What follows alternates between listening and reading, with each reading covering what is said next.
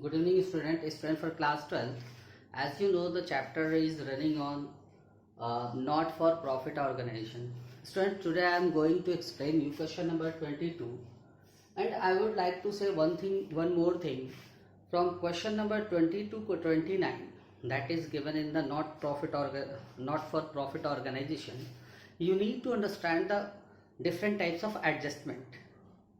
As you have learned in class 11, the sole proprietorship balance sheet means final account. In final account, you have faced many different types of adjustment. After the preparing of trial balance, there is additional information is given. Like in that, here is some additional information is also given, and income and expenditure is just like profit and loss, and balance sheet. You need to maintain the balance sheet.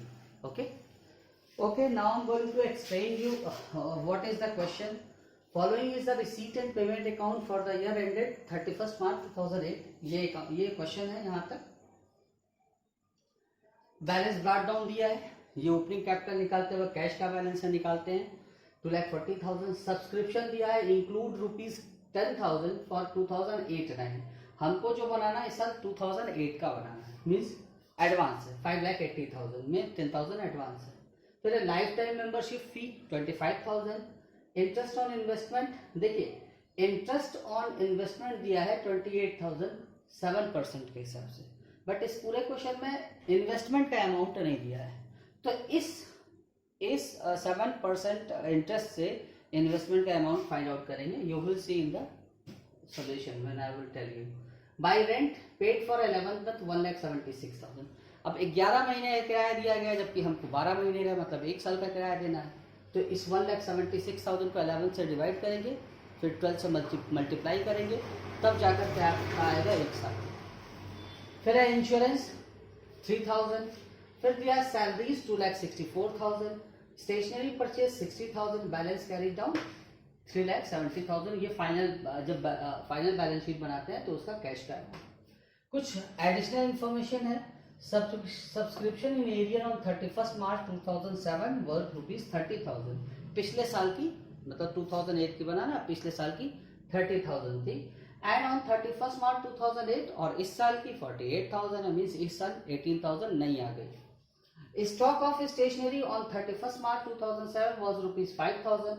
और stationery का stock जो है 31 मार्च 2007 को मेरे पास 5,000 रुपए का था, और 31 मार्च 2008 मतलब इस साल 14,000 रुपए का हो गया. बीच में कुछ खरीदा भी है 60,000 की. फिर insurance was paid on 1 January 2008 to run for 1 year. Insurance 3,000 ये पे किया ना इंश्योरेंस, ये पूरे 1 साल का है, जबकि जनवरी में पेमेंट किया. तो इस 2008 में जनवरी फरवरी मार्च 3 ही महीने का जाएगा. चलिए स्टूडेंट देखें, ये है इनकम एंड एक्सपेंडिचर है. ठीक है, ये छोटा ही है क्वेश्चन, लेकिन अच्छा क्वेश्चन. सबसे पहले एक्सपेंडिचर में देखिए दिया है रेंट 11 महीने का दिया है 1,76,000. अब बताइए हम 1 साल के लिए अकाउंट प्रिपेयर करते हैं तो 12 महीने का चाहिए. तो 1,76,000 डिवाइडेड बाई 11 मल्टीप्लाइड बाई 12 करेंगे तो 1 साल का आएगा. That will be 1,92,000. Okay. Now insurance 3,000 यहाँ दिया. Insurance was paid on 1 January 2008 to run for 1 year. 1 साल का दिया गया 1 जनवरी 2008 को, तब की हम जो बना रहे हैं 31st मार्च 2008 का बना रहे हैं. तो जनवरी फरवरी मार्च 3 ही महीने का हमको चाहिए. तो ये 1 साल का है, तो 12 से डिवाइड करके 3 से मल्टीप्लाई करेंगे तो 3 महीने का आ गया. That will B 750. और रेस्ट 2,250 जो बचा वो एडवांस माना जाएगा. दे तो पेमेंट तो कर दिए, इस साल का है 750 रुपए. तो आप कहेंगे सर एडवांस तो पेमेंट तो कर ही चुके, तो 2,250 रुपए क्या है वो एडवांस. जब आप इनकम और एक्सपेंडिचर में आप किसी को एडवांस पेमेंट कर देते हैं तो आपके लिए एडवांस, जब आप किसी को पेमेंट एडवांस में कर देते हैं तो आपके लिए एसेट्स बन जाता है. ठीक है. और आउटस्टैंडिंग सब्सक्रिप्शन करते हैं तो भी एसेट्स कहलाता है, इसीलिए मैंने दोनों को बताया.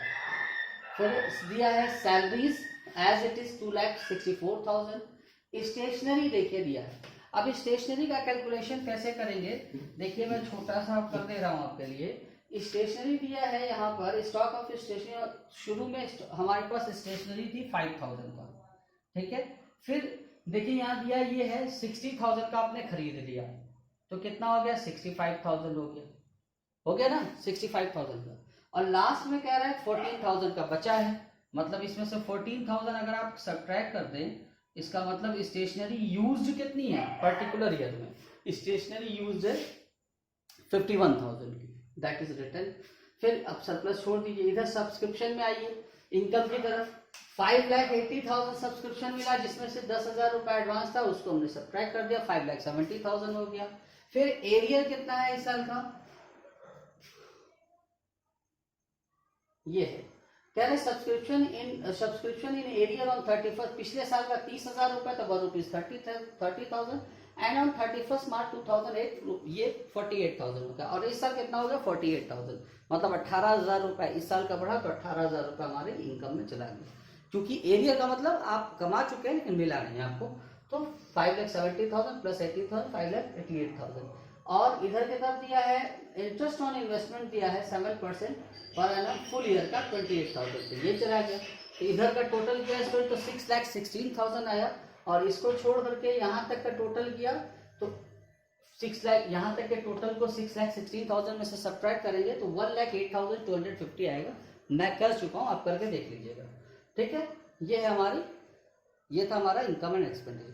अब हम ओपनिंग बैलेंस शीट जानते हैं, ओपनिंग कैपिटल जानने के लिए तो देखिए कुछ इन्फॉर्मेशन दिया है शुरू में, मतलब ये इस साल का बैलेंस, पिछले साल का कैश है मेरे पास 2,40,000, कैश को लिख लिया।